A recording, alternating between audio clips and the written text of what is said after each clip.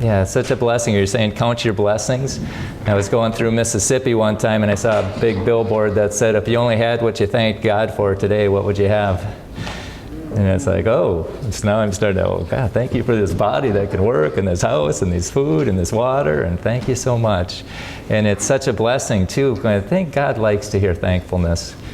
And let's see, we're talking about dinosaurs. I was at the community college one time, and a woman was telling me about her, I think it was her daughter or her niece, one of the two. She was going through, she was going through confirmation. And so she asked the priest about dinosaurs. And I thought, oh, this will be interesting. What did he say? And she said, I don't remember, but whatever he said, it didn't make her happy. It was pretty much just believe it because I said so. So she concluded that either Adam and Eve are false or dinosaurs are false. And how could dinosaurs be false? Because there's bones everywhere, on every continent, even footprints. And so I looked at the woman and I said, your daughter's real close to kicking the Bible out of her life for the rest of her life. Because on the bookshelf back there, on the table, there's a book by Ken Ham called Already Gone, where 2/3 of our kids stop going to church once they leave home. And they did a survey, and it's mainly because they doubt the Bible, and they began to doubt the Bible in junior high and high school. And so her daughter was beginning to doubt the Bible. And I looked at her and I said, Adam and Eve are true, and dinosaurs are true. The thing that's false is millions of years. And you get rid of that, and then it all fits. And so I did a survey. You know, I like to do those questions of the day, what came first, the chicken or the egg, and stuff like that. And there was a Christian event at St. Cloud. It was Celebrate Minnesota. These Christian business owners got together and had some Christian bands and speakers. And I got a table there, and it's like, well, what do you ask Christians? And so I asked them, when did dinosaurs live? Millions of years or thousands of years? And millions of years won, 81 to 51. And so that tells me the churches aren't doing a very good job of explaining dinosaurs to the people in the church. And I was on I'm pointing out the millions of years now whenever I see it at a state park or wherever I see it. And I went to Jay Cook State Park, and they had billions of years. And I went to the ranger station and said, how do you know that's billions of years? Somebody did call me from there, and we talked about it. And they say, well, it's based on millions of years. That dating method doesn't work. They dated the Mount St. Helens lava, which was 10 years old, and it came up with 340 to 2.8 million years. So that dating method doesn't work, and I was telling that to the ranger station. And they said, well, you should talk to our naturalist, and she finally called, and we had a discussion. It's like, well, yeah, they get that because they have a blind chance perspective of the past, which is absurd, you know. We talked about that earlier. And then I asked her, well, you know, and she said that she went to a Christian school. And I said, well, what did they teach you about dinosaurs? And she said, well, they taught us that wasn't important. And I'm here to tell you it is important. And this is how you explain dinosaurs. You don't try to fit them into the Bible. You use the Bible to explain them. They're land animals. They're made on day 6. 2 of every kind got into the ark. You know, they were young, so they could still fit in the door. And then all the other ones died outside the ark. And a lot of them turned into fossils. And then the dinosaurs got off the ark, but that word wasn't invented yet, so they called them dragons. And people killed them and carved them in castles and temples, and now people did see them, and you'll see that tonight. So kids have good questions, but they're getting bad answers. We need to give them good answers so they can come up with good conclusions. And the key here is to separate the fact from the fiction. And what's the fiction? And it's stories, opinions, conclusions, interpretations. You know, those aren't facts. And this is a science book. You know, this is a college textbook from St. Cloud State. A fact is a verifiable piece of information, whereas a conclusion is a judgment based upon the facts. The news media often mixes facts with conclusions without indicating which is which. And I thought that was hilarious. Your science book does the same thing. Whenever they say millions of years, they're putting a judgment there. The fact is, here's a bone. The judgment is millions of years, and they mix them together. So that's the ultimate pot calling the kettle black situation. So there's some questions that we need to ask. It's like, can you verify that? Can you verify that millions of years? And how do you know that?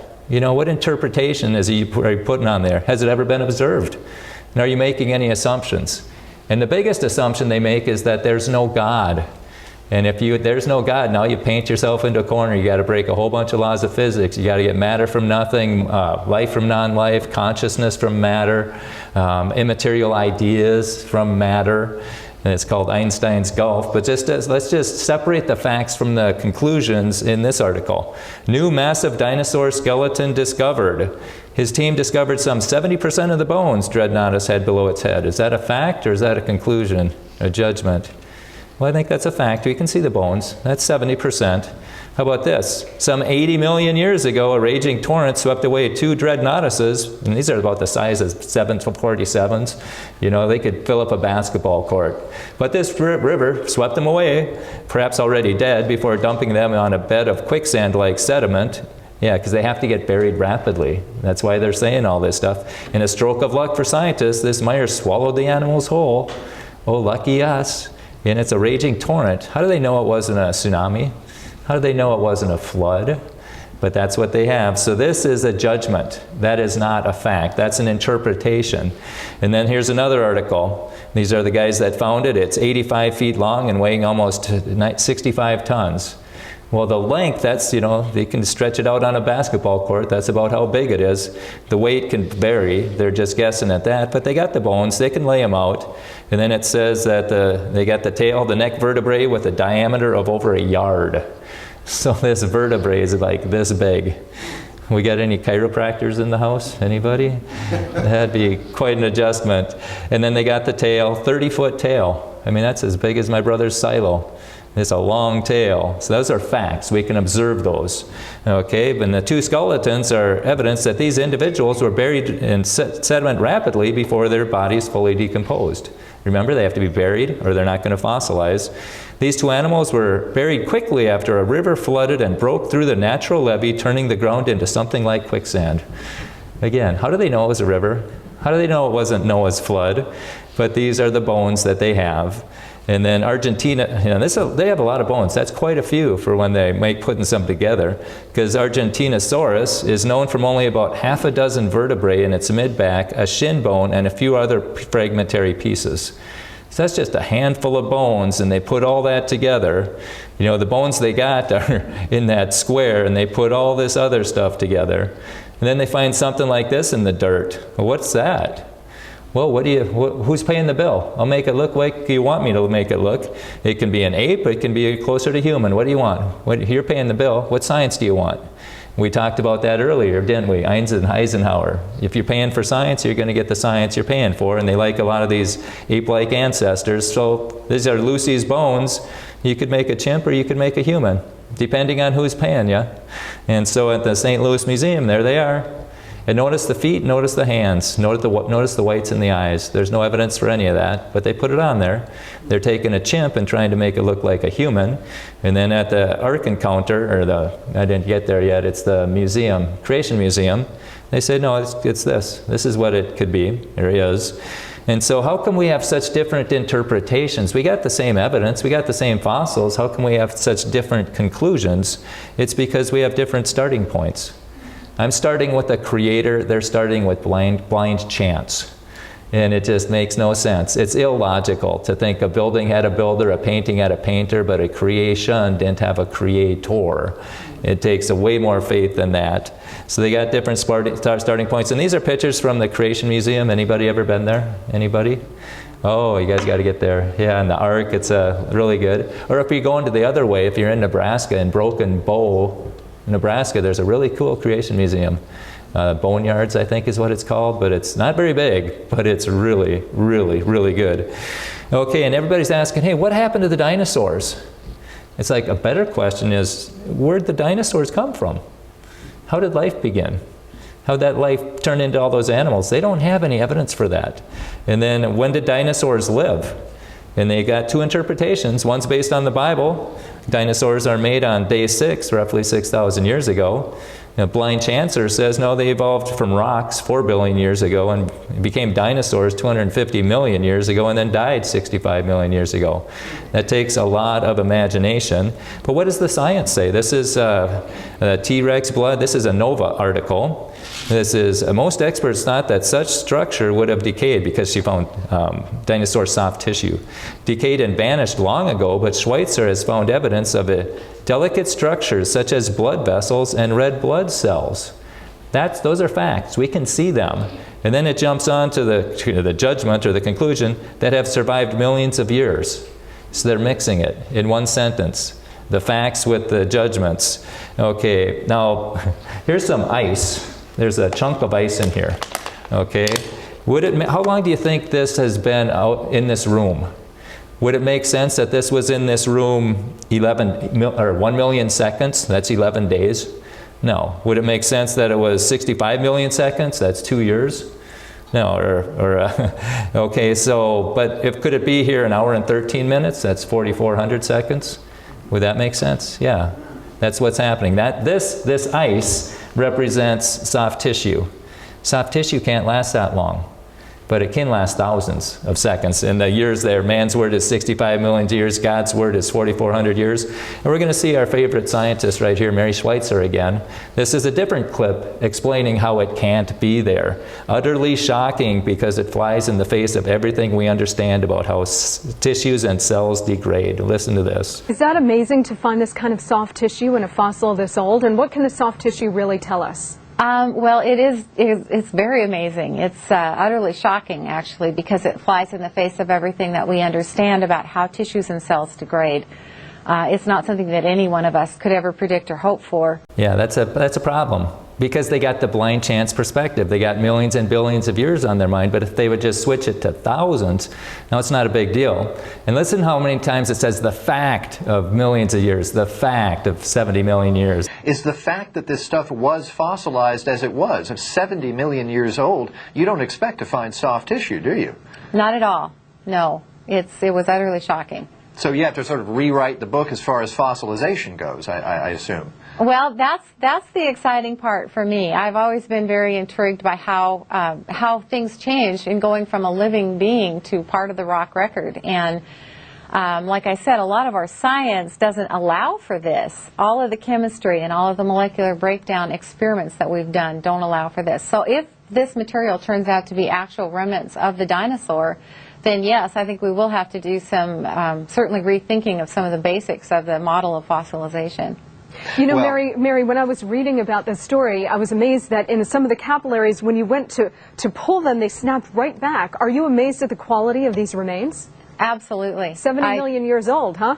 It's just doesn't seem possible. You notice that they're gonna question the methods of fossilizations. They aren't questioning the millions of years. They never questioned the millions of years because that's the New Testament to a blind chancer. The Old Testament is the Big Bang, and they'll slap that together with duct tape and baling wire to keep that in place. They'll add inflation and dark matter and dark energy and string theory to keep it propped up. But the geologic column, you can't touch that at all. Even when you find soft tissue, collagen can't last 1 million years, and yet they find it. But yet they're still imagining, and again, I encourage everybody to grab one of these slips on the way out so you can know what their rescuing devices are. All these things they imagine to be true to keep their millions of years. And then also on the backside, there's some really good websites, and I encourage people to watch a video every day. You know, some are only a minute long, but can you imagine if you do that for a year or 2 or 10 years? You'd be very sharp when it comes on this topic. But it says, Schweitzer's dangerous discovery. When this shy paleontologist found soft, fresh-looking tissue inside a T-Rex femur, she erased a line between past and present. Then all blank broke loose. Why is it dangerous to find the dinosaur soft tissue? Why is that dangerous? It's dangerous to people who make their money, their profit, their prestige, their power on evolution. And this is destroying it. And it goes on to say that she noticed that the fossils excluded a distinctly organic odor. It smelled just like one of the cadavers we had in the lab who had been treated with chemotherapy before he died. Yeah, at Hell Creek, I heard that 90% of the bones out there are not fossilized. They're just bones, dinosaur bones. And then it goes on to say, her boss, Jack Horner, says, oh yeah, all Hell Creek bones smell. And then they did some tests on it, and he goes, do you realize you've got red blood cells in that bone? And she remembers my colleagues brought it back and showed me, and I just got goosebumps because everyone knows these things don't last for 65 million years. I agree. Everyone knows it doesn't last that long, so change the date, no problem. And then when Schweitzer showed Horner this slide, and that's her boss, Jack said, prove to me they're not red blood cells. He doesn't want that geologic column to get ripped apart. He doesn't want to go wherever the scientific evidence leads him. Prove to me they're not red blood cells, and we'll get to him in a little bit. And then, yet this seemed impossible. According to the prevailing understanding, everyone knows how soft tissue degrades, Schweitzer said. If you take a blood sample and you stick it on a shelf, you have nothing recognizable in about a week. So why would there be anything left in dinosaurs? Exactly. They haven't been there millions of years, Mary.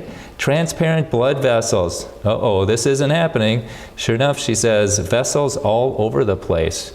Destroying that geologic column, because if they misdated the dinosaurs, they misdated everything.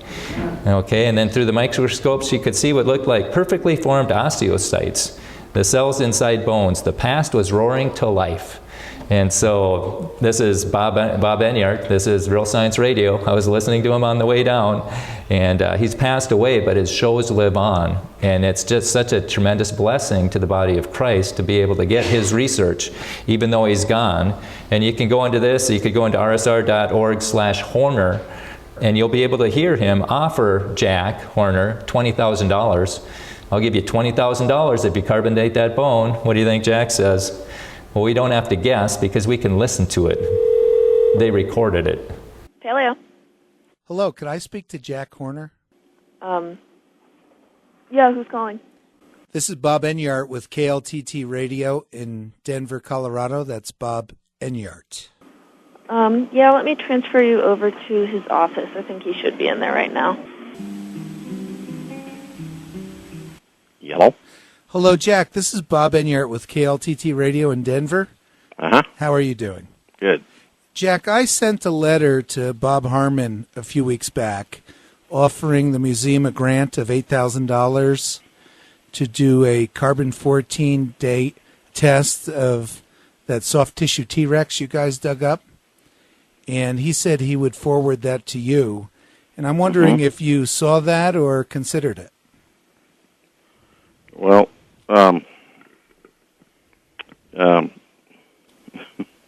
carbon-14 doesn't work on something that old. I understand that, and normally we wouldn't expect to get soft tissue out of a T-Rex skeleton either, but sometimes science proceeds by crossing your T's and dotting your I's, and you guys might have other things you'd like to carbon-14 at the same time.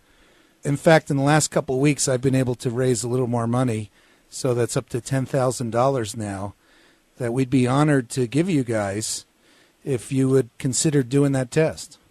Well, we can't do that test. You can't do that. No. Do you mean the museum doesn't have the laboratory? We certainly don't. Okay, well, we're happy to pay the expense of having a lab do the test in addition to the $10,000 to the museum.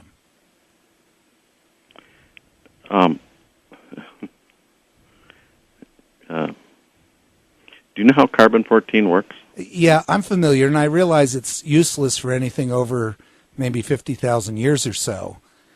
But I've done a talk show in Denver for 15 years, and there's a group of folks interested in science. Of course, that discovery caught their attention, and they thought, well, it'd be logical to do this, to just go ahead and do it, even though nobody would be inclined to do it, just like nobody would be inclined to look for soft tissue inside of a T-Rex. Well, yeah, and, we're still trying to figure out what it is, what it's actually made of. Right, exactly, whether it's hemoglobin or whatever. Well, He's really dodging the question. Jack, is the amount too small that it's just not worth the consideration? No, that's not it. Okay. What if I were able to raise more money? No, the amount of money has nothing to do with it. Mm-hmm. Because carbon-14 doesn't work on something like this, Right. your results that you get could be all over the place. Well, they should be infinity. It should be not datable. In other words, it shouldn't come back saying it's 25,000 years old. Right. It should be infinity. And so that'll be a worthwhile... Well, infinity isn't exactly what you get. Okay. I mean, it's like trying to date a piece of concrete. Right. You have to have carbon in it. Right. You wouldn't use carbon-14. Now, the skeleton is not fossilized. Isn't that true, or largely not? Well, it's the bone is made of calcium phosphate. Mm-hmm. And like I say, we're still trying to figure out what the actual soft tissue is.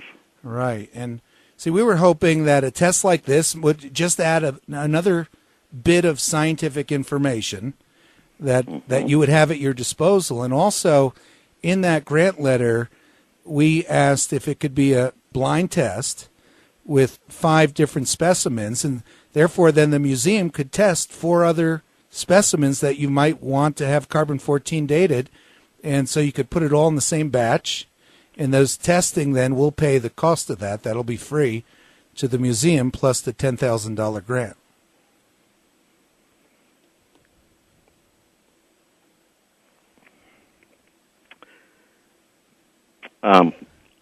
Let me tell you where I'm coming from here. Sure. All right. Obviously, your group is a group of creationists. Yes. And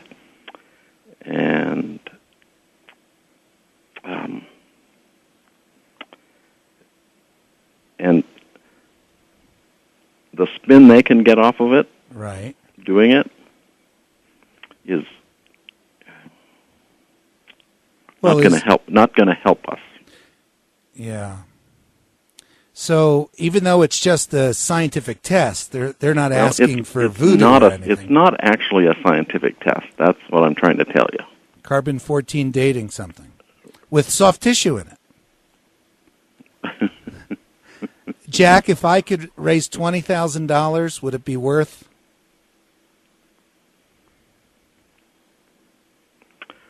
I will talk to Mary Schweitzer about it. Okay. I appreciate that. You can listen to that on your own. It goes on for a few minutes, and he keeps tap dancing around. He doesn't want to do it, And finally he says, that's not going to help. And it's like, help what, Jack? Help science go wherever the evidence leads? Or help people believe into the blind chance evolution? And so they wouldn't do it. $20,000, they wouldn't do it.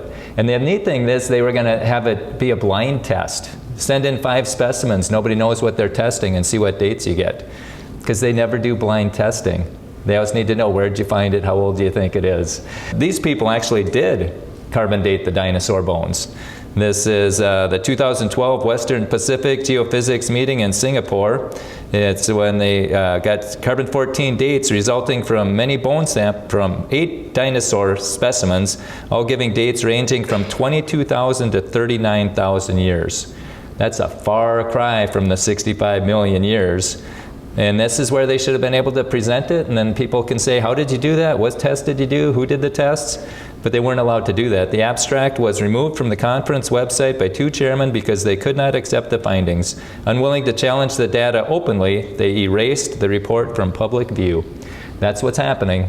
They can't beat us scientifically, so they're censoring us. They're trying to sweep it all under the rug, but the rug is too small. There's just way too much stuff. And you can see this on YouTube. It's called Decontaminated Dinosaur Bones, Carbon Date 14 Dated. And then they also find carbon-14 in fossils and diamonds and coal. If the radioactive element carbon-14 breaks down quickly within a few thousand years, why do we still find it in fossils and diamonds? It's a dilemma for evolutionists who believe that rocks are millions of years old. That's right. And they say it's carbon, or it's contamination. That's all they do. And this is from that video. These are the dates they get. Anything with carbon-14 and it can't be millions of years old.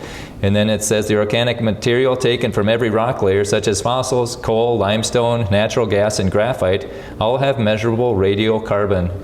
So that means they're all less than 100,000 years old, and they find it in fossils. And this is, anybody know what that is? That's a bone cell.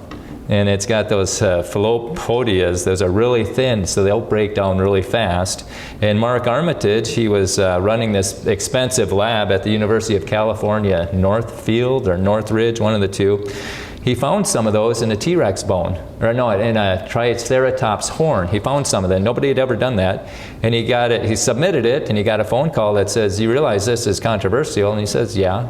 but he never put any interpretation on it. He just says, hey guys, I found some bone cells in a Triceratops horn, and he got it published in Acta Histochemica, which is a secular journal, and it says that this is the first report of sheets of soft tissue from Triceratops, from a horn bearing layers of osteocytes. So it had never been done before. What do you think happened to Mark?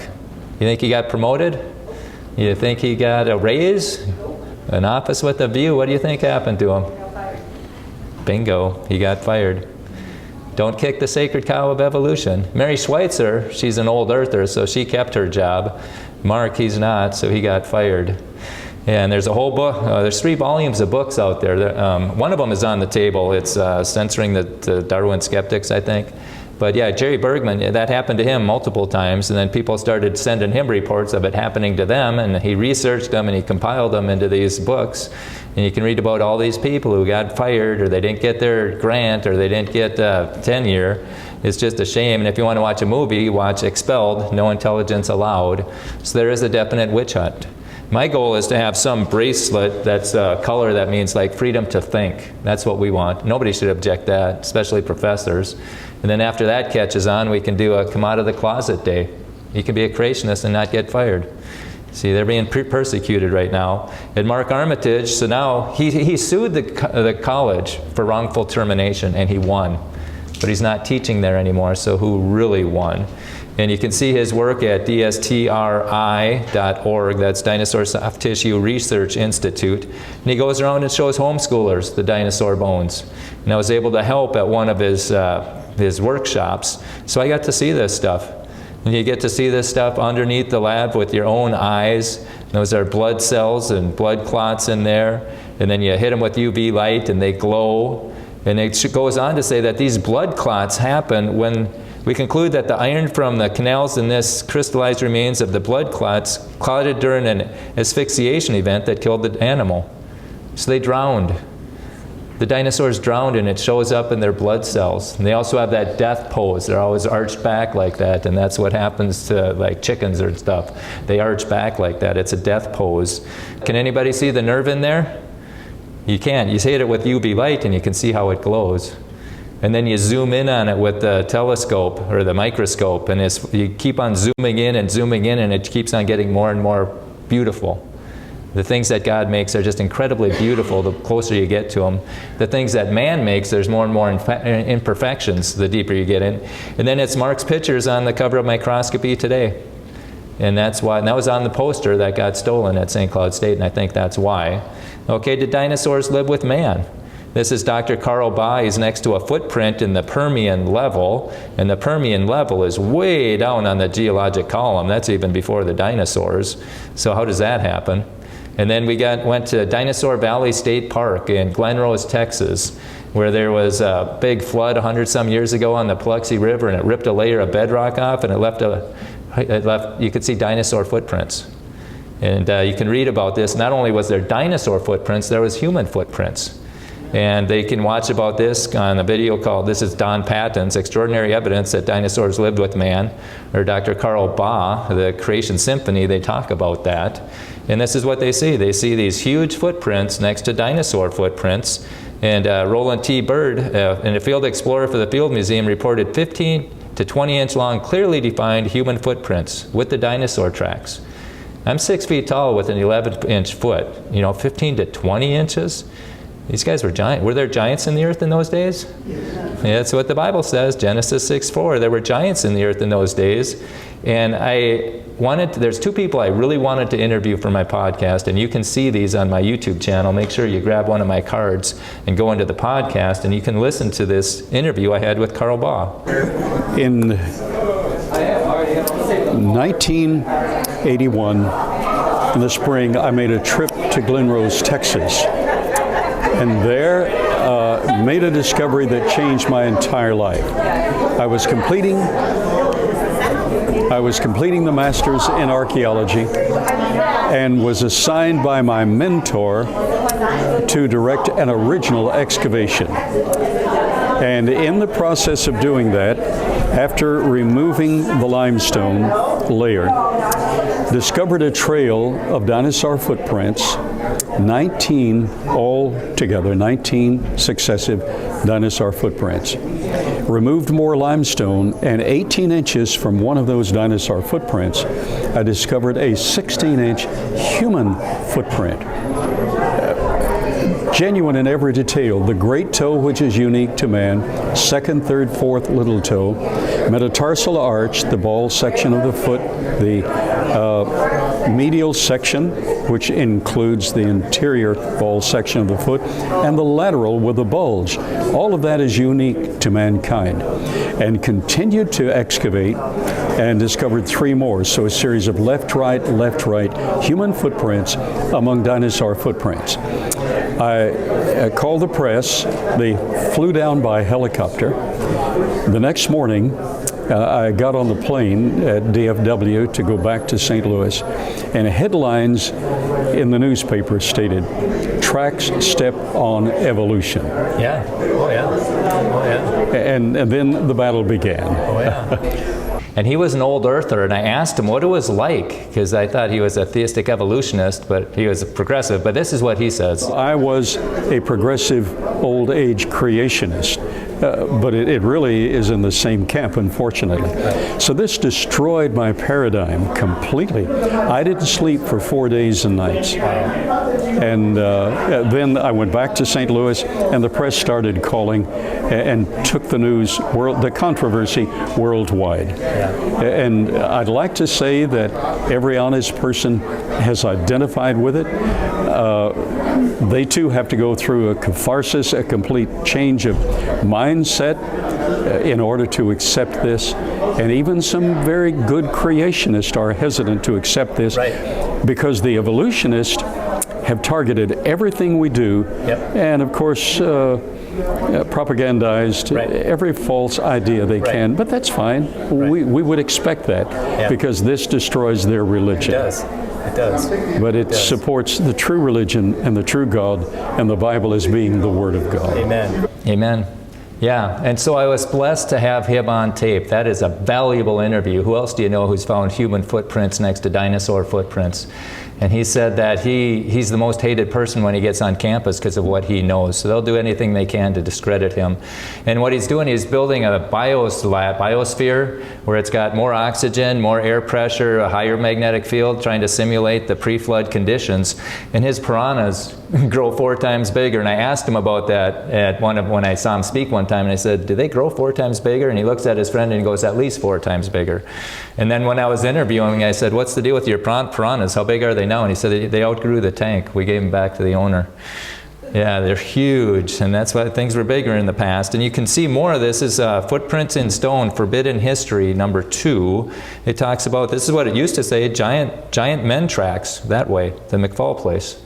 It used to be there, and you can read about it. And then they put the crime lab out there, and they identified them as human footprints. And so what do they say? Well, maybe they eroded, left, right, that doesn't make sense. And then they'll say, well, maybe somebody carved them. And then they moved to the riverbank where the tracks went in, and they found some more carvings. But this is what some of the scientists were saying at that time, and these guys are not creationists. This professor of geology in Rock Valley College says, if not made by man, we don't know what kind of animal produced them. And then they're completely human. And this professor of physics at the University of Texas said it's the shape of a foot. And this professor, consulting geologist from Arizona, they're human footprints. And from Wheaton College, if they were not for the creation limestone, they would be considered human. And then this one says they're look like man tracks. And they are man tracks. It just doesn't fit their timeline. It's like, well, that's because your timeline is wrong. And they had this booklet called Valley of the Giants and Human Tracks, found in 1971. So this is what they did. They moved 6 feet of riverbank, and they found more human footprints underneath the riverbank. And then they looked at them, and they tried to think, now, are these standing, walking, or running? And also in Russia, they find them, too. We spoke about the human footprints. It was made by a human-like animal. Incredibly, this footprint is on the same plateau where there are dinosaur tracks.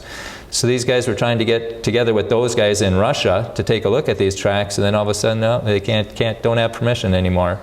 But Carl Baugh, this is his museum in Glen Rose, Texas, and it's the Creation Evidence Museum, and that's kind of where it started. When I went down there and I saw this, and I saw the You know, they've got this human footprint in a dinosaur layer, and they said, oh, it's just carved.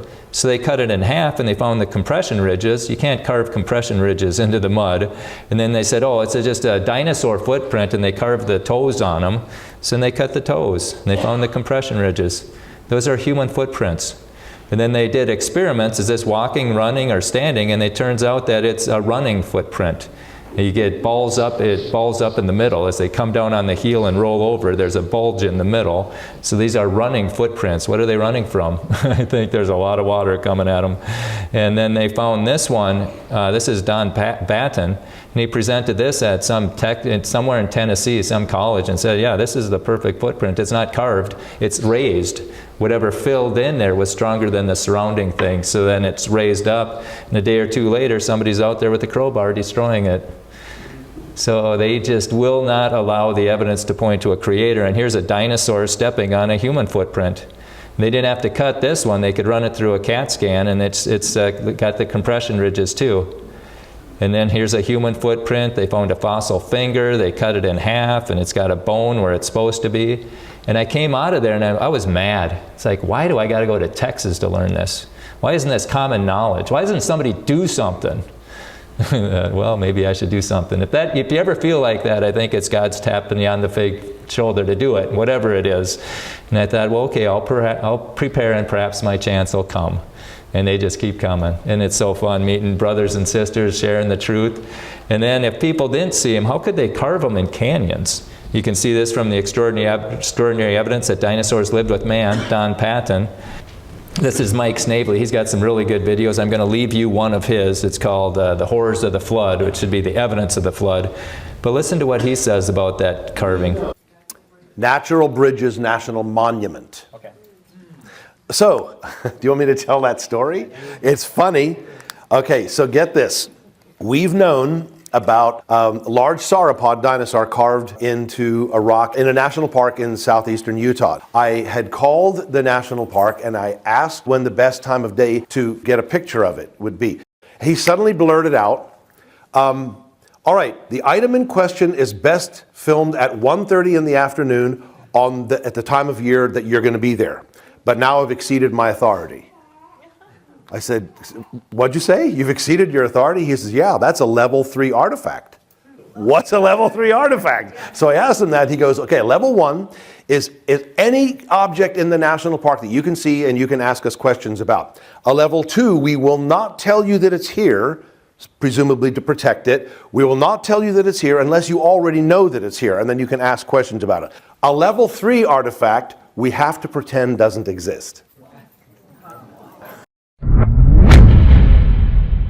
Yeah, you can see more of those clips going to YouTube, TCCSA, and I was the moderator on that night, and that was the question that I asked him. Can you tell us about that? I wanted to get that on tape too, because I'd heard about it. The gist of it was accurate, but the details had changed. So I wanted it from his mouth on camera, so now I get the details correct. And then there's this the Ica stones. In 1535, Spanish conquistadors mentioned there were stones with strange creatures carved on them, found in this part of Peru. What are these strange creatures? And these are two of the most controversial discoveries of the 20th century, are the ceramic and clay figures of Acacaramba, Mexico, and the Ica stones. We're looking at the Ica stones of Peru. The reason there is so much controversy regarding these artifacts is that a large number of them are of the dinosaur type. How could people carve dinosaurs if they never saw dinosaurs? And then notice the circles on the skin. You got the Triceratops, the T-Rex, and there's a whole bunch of them. And there's one, and then you see these things carved in castles also. How can they carve them in a castle? And then in the 1500s, you got these dragons. Well, they're dinosaurs. And look at the skin. There's circles on it. They say, oh, they're just carving legends. Well, you got to be pretty good at carving a legend if you know what's on the skin. Notice those circles. This is in the 1500s. And then they finally found dinosaur skin, and guess what's on it? Rounded bumps like that. Yeah, so they saw dinosaurs. There's no getting around it. And they're anatomically correct. In Cambodia, they found this temple that has a stegosaurus carved in it, along with a bunch of other animals. They didn't know how to put the stegosaurus together until they saw this, if I understand it right. And yeah, it's in the 11th century, way before they found the dinosaur bones in the 1800s. And then this is from Baghdad. That's my friend's son is in the Marines. He's Special Forces. And I asked him, how close to the front line are you? He says, we're beyond the front line. We get there beforehand. But there's dinosaurs, or the long-necked kind, carved in the rock there. And they've got those huge archways. The ancient city of Babylon has been rebuilt, and they got those huge arches. Why do they have to be so huge? Maybe there's a huge animal walking through there. And then Bishop's Bells brass behemoths. This is in the floor of a castle. And they've got they've carved a relief. It got worn away a little bit, but you can kind of see at the bottom they filled in what they think was there, these long-necked dinosaurs. And their necks are crossing. And this is a cylinder seal with long-necked dinosaurs. And their necks are crossing. And here's another one, a Russian mosaic. Again, their necks are crossing.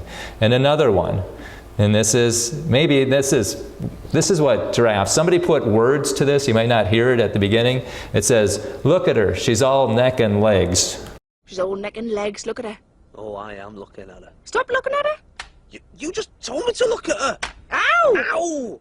Ow! Ow! That's right, me throat, that.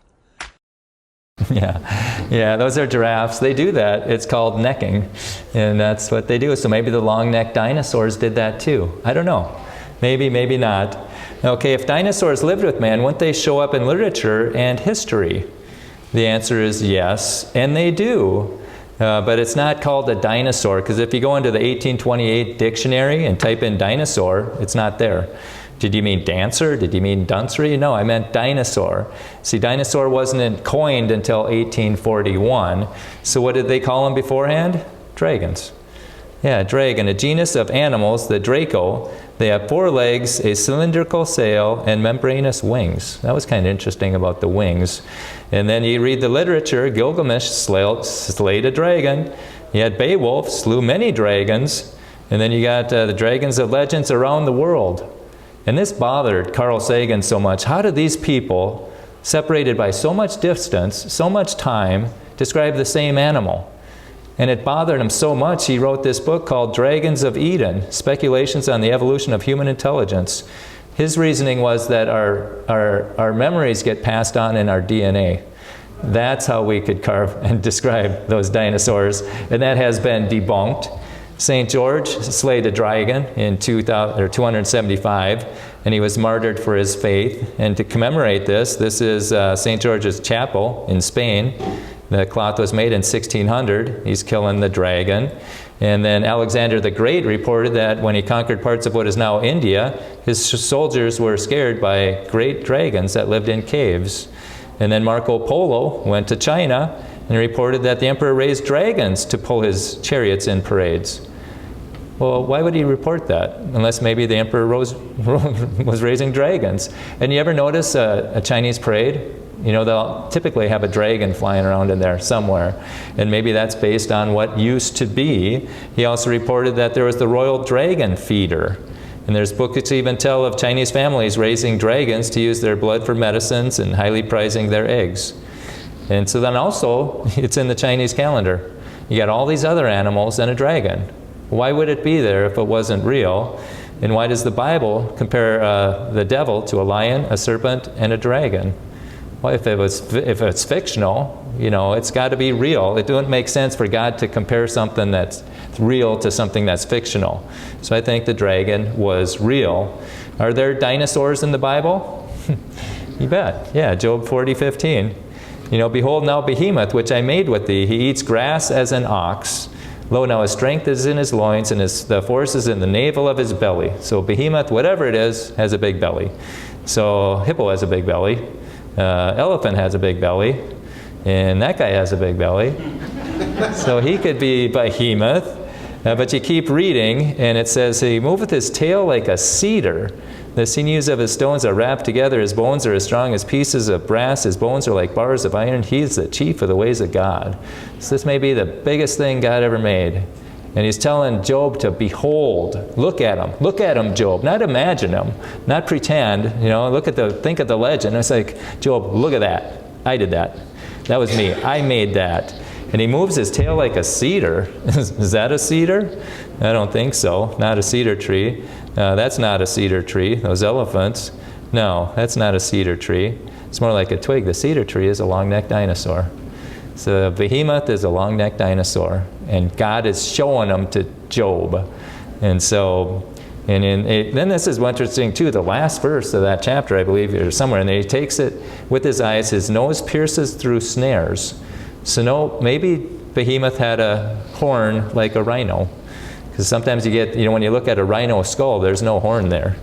It's not made of bone. Okay, were there dinosaurs on the ark? This is from the Creation Museum. They did a really good job there. It's and then the speakers, they go out in the lobby, and then you can ask them questions and talk to them. But who thinks dinosaurs were on the ark? Yeah, you guys, who doesn't think dinosaurs are on the ark? You got them well taught, Pastor. Good for you.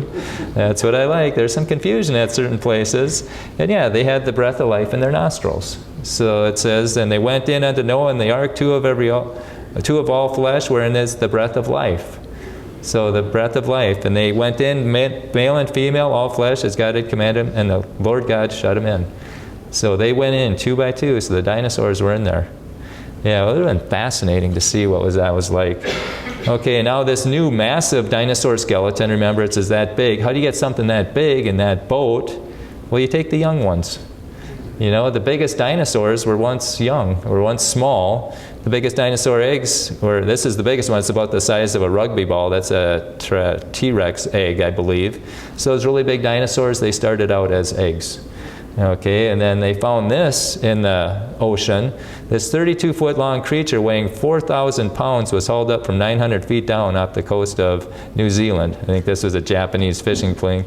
It was dead and rotting and smelled terrible. And after examining it, they threw it back. And this is what the marine biologist drew. It looks like a plesiosaur. And then the people say, and they even made a stamp of it, a plesiosaur. And then the blind chancer says, no, it was a basking shark. That was a shark. That's how they decompose. And then this washed up on the shore in wherever that was, Spain, I think. In Spain, August 22nd, 2013. And I told my wife, they're going to say it's a basking shark. They're going to say it's a basking shark. And not too many hours later, mysterious sea monster discovered in Spain. It says definitely a shark skeleton. That's what they're telling everybody. Does that look like a shark skeleton? So this is part of 1984. Don't believe your lying eyes. Believe what we're telling you. Don't believe that that's a guy in a dress. That's a woman. Believe what we're telling you. And it's time for us. No, I don't think so. And Candace Owens talks about this experiment, CIA experiment, where there's 16 CIA guys in a room, and then there's one guy off the street, and he thinks they're all off the street. And then they hold up this picture of a triangle to the first guy, and they say, what do you see? He says, square. And they all say, square, square, square, square. It gets to the guy that came off the street. What do you think he said? He said, square. And she said, we got to stop saying what the majority is saying. We got to say what we see. We just can't parrot the majority. And we need people to say triangle.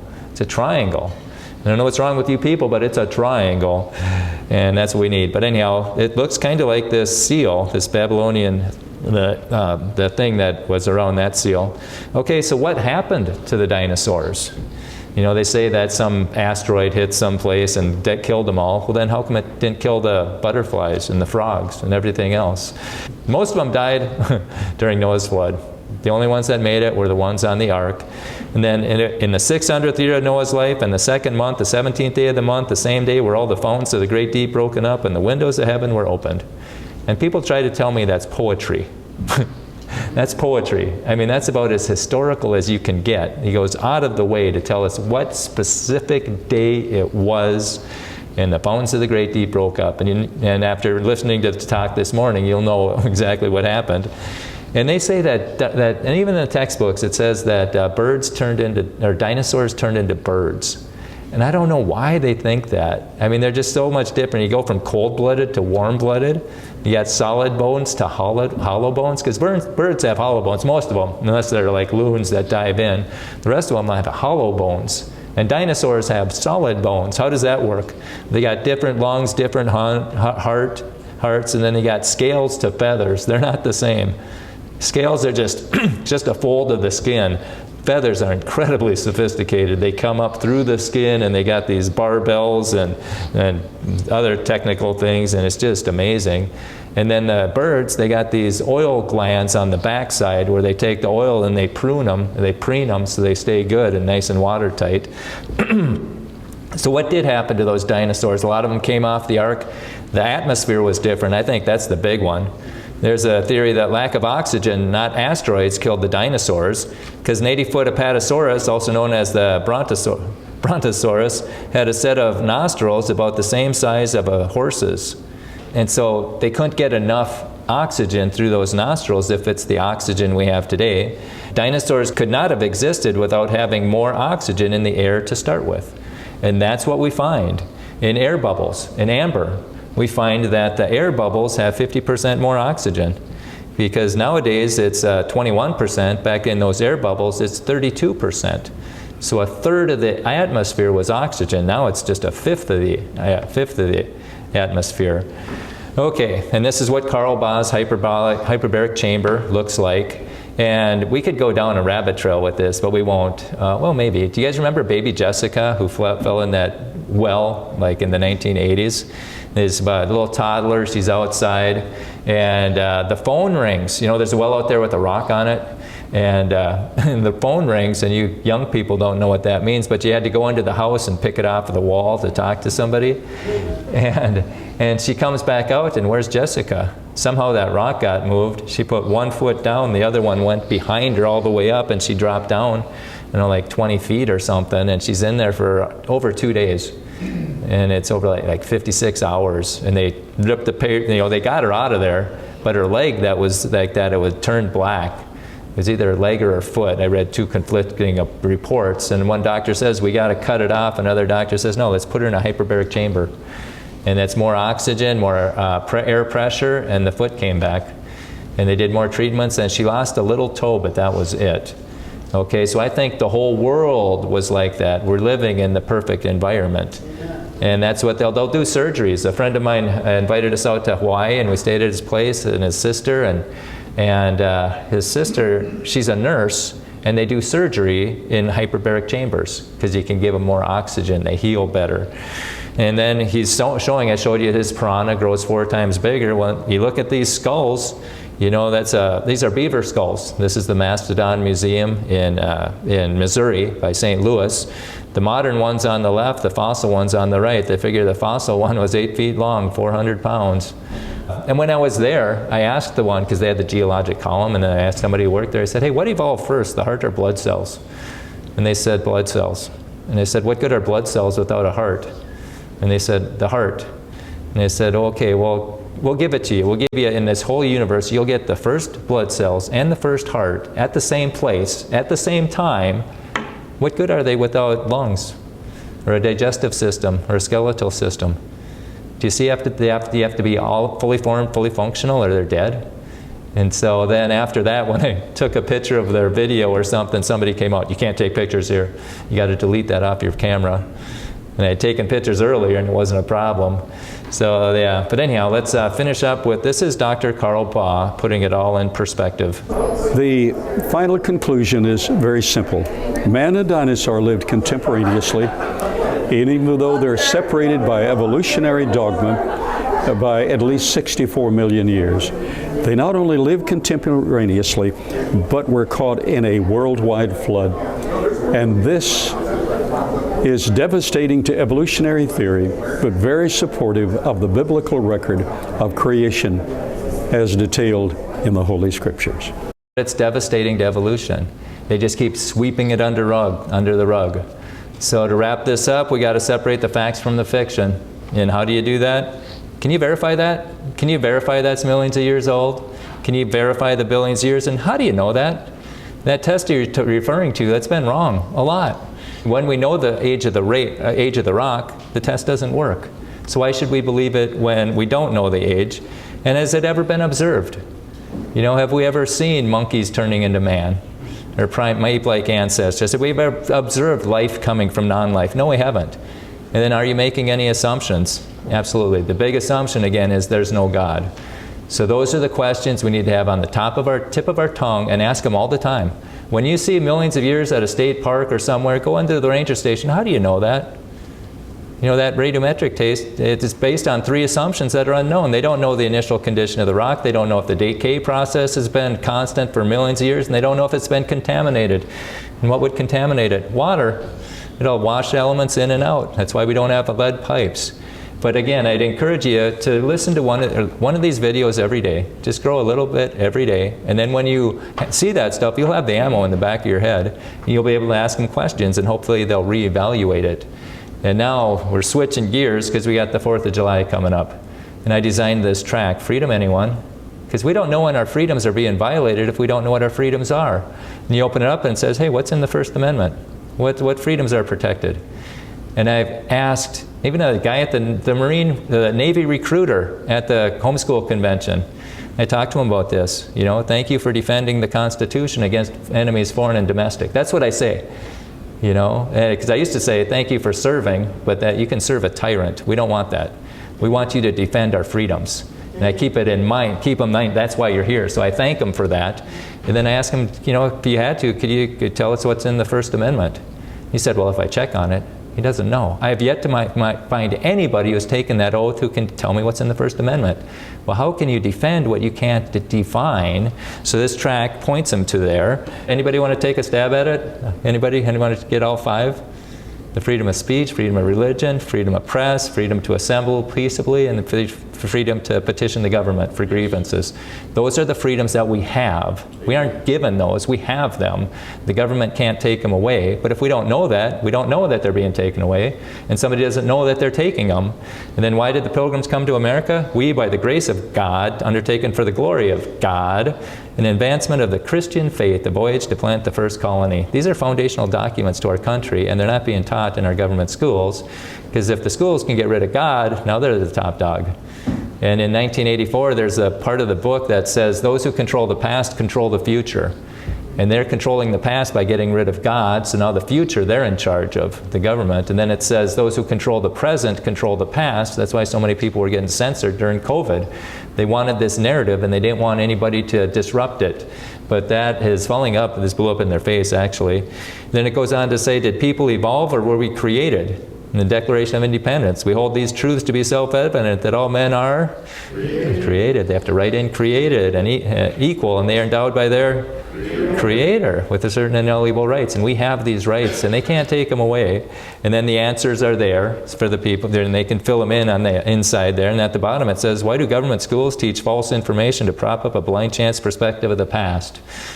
See, there's an assumption filled in there. That's what they're doing. It's not, are they doing it? No, they are. And then you open it up on the backside. Hey, are you free from the bondage of sin? And you shall know the truth, and the truth shall make you free. And then Jesus said unto him, I am the way, the truth, and the life. No man comes to the Father but by me. And where the Spirit of the Lord is, there's liberty. Do we have the Spirit of the Lord in America? No, and we're losing our liberty. So we need to get the Spirit of the Lord back in America. And then stand fast, therefore, in the liberty wherewith Christ has made us free, and ye shall not be entangled again in the yoke of bondage. You know, we're bought with a price. You know, we should be serving God. And then if you died today, where would you go? And that's why I do all of this. I want some people to go to heaven, and I'm breaking down their strongholds, hopefully. You know, for the wages of sin is death, but the gift of God is eternal life through Jesus Christ our Lord. For God so loved the world that he gave his only begotten Son, that whosoever believes in him should not perish but have everlasting life. And you're a whosoever, right, Pastor? Amen. Yeah, we're all whosoevers. Okay, and neither is there salvation in any other name under heaven given among men whereby we must be saved. So these are tracts, and I got the PDF of it. If you know, that can be printed off. We can put your church on the bottom of that, and then you can hand them out at the 4th of July parades and at the fireworks and hand them out. And how about this? What if you had a banner in the parade? And you've got, may God bless America as America honors God. You see that coming down the 4th of July parade, and then you have some freedom song going on a Bluetooth speaker, and you just got 2 people. It's not something you don't have to make a float or anything. You just got 2 people, okay? And this is a 6-foot banner. It's $50 on Canva. And then you got people, 3 or 4 people on each side handing out those tracts like crazy. That would do a tremendous benefit for your community, because people will know what their freedoms are. because 95% of the people don't. I did that survey at St. Cloud State. What's in the First Amendment? Only 2 people could do it. And we need to have our elected officials, our military officials, our law enforcement people knowing what our freedoms are, so they know when they're violating them. And with that, you guys can pray about that. But it has been, I just want to thank you guys so much for this opportunity. I want to thank Pastor for letting me stay at the house for these last few days. You know, Thursday night, Friday night, Saturday night, Sunday night, 4 nights. Man, that's a lot of money at a hotel. And he said, and he just, you know, he said, yeah, do you need a place to stay? And I said, yeah. And what a blessing that has been. And so thank you for supporting the pastor, and I encourage you to make life easy for him. Ask him, what can I do for you, Pastor? You know, he's got a lot of weight on him, and thank God for him. You know, he's a man of God, and it's not easy to be a man of God in this culture. And he takes the slings and arrows for you, and he sets the example, so we take slings and arrows for other people. And I encourage you to just, you know, just get busy doing God's business. And again, thank you so much, Pastor. I appreciate the hospitality that you've given me and for treating me like a king. It has been such a fun week. So thank you very much, everybody.